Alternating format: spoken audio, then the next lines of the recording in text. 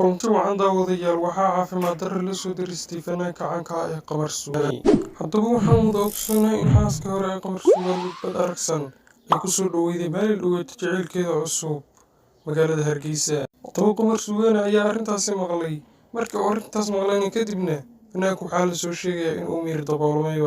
asagoo ilaa hadda xaaladiisa caafimaad ay marka ka dambayso soo fiicnaanayso haddaba sababta isweydiinta mudan ayaa waxa ay tahay muxuu Qamar Suugaani uga naxay Arooska Ugbaad Aragsan